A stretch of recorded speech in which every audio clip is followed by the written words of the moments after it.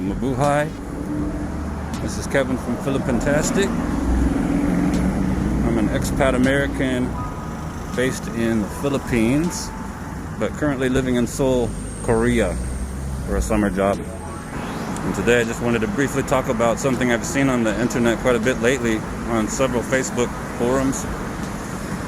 It's these videos and images of expats who are being kind of overly violent with the locals, causing a ruckus, starting fights, causing trouble. And as an expat myself, I feel like that type of thing needs to be put a stop to, because that makes us all look like jerks. So that's kind of the theme of today's video. Why are some expats jerks?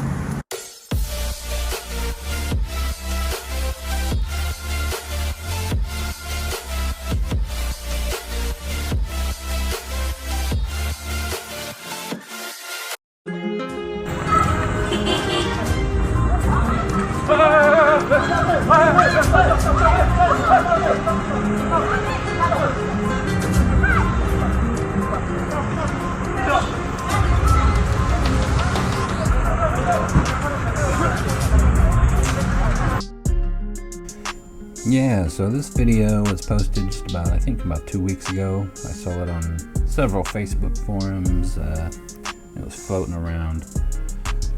But this, you can see this big expat guy. He was kind of really looking to take a piece out of this jeepney driver. And his wife's there by him, trying to like keep him under control. And then the local fire department, they were out there trying to calm him down too. But when you see stuff like this, you never have any context behind it, and that's part of the problem of seeing posts like this. Basically, every video I saw just showed an expat who was going after a Filipino. From what I understand, jeepney drivers drive pretty crazy anyway, and it sounds like they cut him off or blocked him in or something.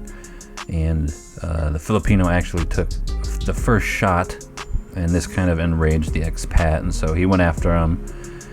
And this is what happens. You get one side of the story. So this guy was kind of angry that his food was delivered late and the driver wasn't going to bring it to his door. So this happened. Pag-abot na ko diri. Fucking news po ang ha. Bago ba ikaw naabot, magalo, gilapay pang kwarta sa kuha. Now, so bago na ni, ako pa sa daanan ni. Your fucking job! Fucking job ko na, bago pa ikaw abot. Fuck you, you lazy piece of Ah. shit. Get your fucking phone out of my face. Get your fucking phone out of my Oh, tanawa. Oh, tanawa, gansa ko niya. Oh. And then come to find later, this wasn't even his delivery driver.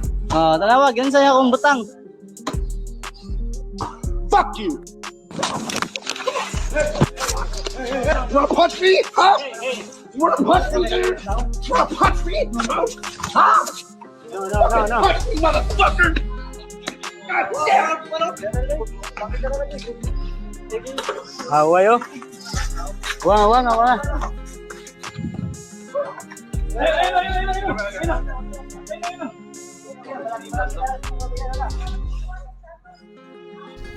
So at this point, this guy's kind of in a bit of trouble. You've got kind of the whole neighborhood out there. He started a fight with somebody who's not even delivering his food.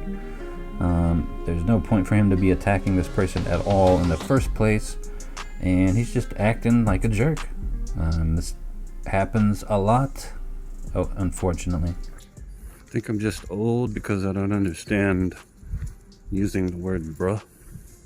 Bruh. The advertisement said 15 minutes or less, bro. You looking at my girl, bro? What's up, bro?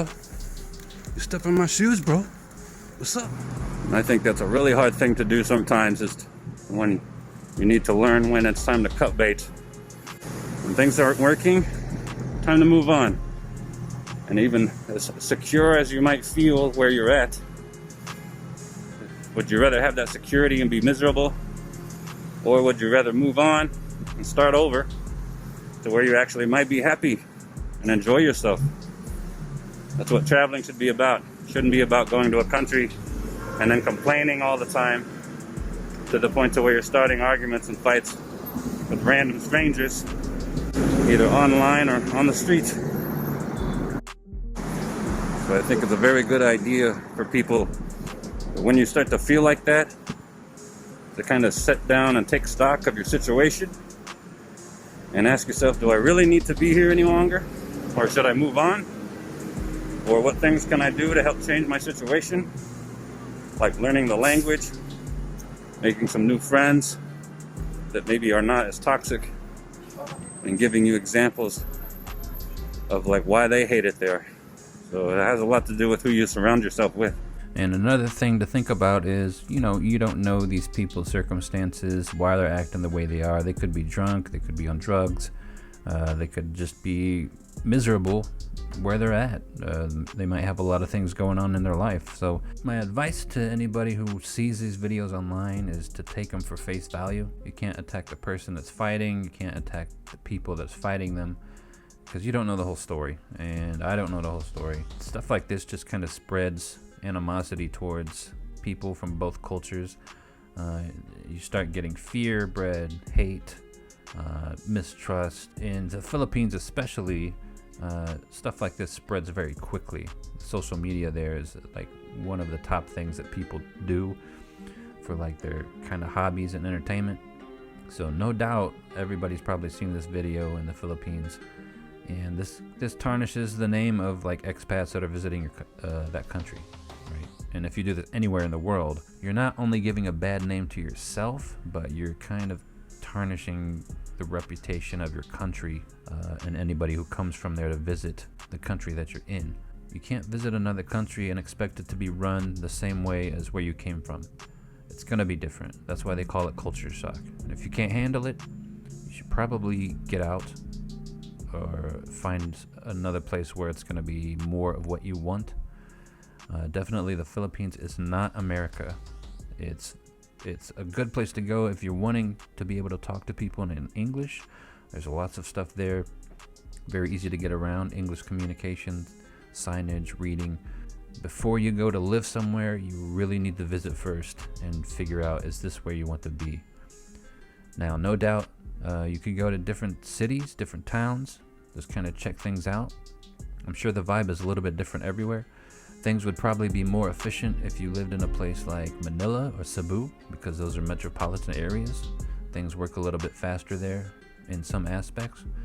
But if you're gonna live in like a smaller town, like a second or third tier city, you can expect for some pretty big culture shock. So anyways, that's my 2 cents, my 2 pesos, so to speak. And you know, let's all kind of support each other, help each other.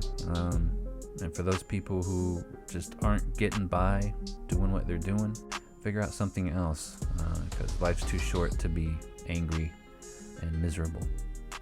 Don't forget to join me next time when I check out one of Seoul's many palaces, along with the presidential house in Seoul, Korea. Just want to thank you guys for watching. Do me a favor and hit that like button, subscribe, and the bell so you won't miss out on any more mediocre entertainment. Salamat.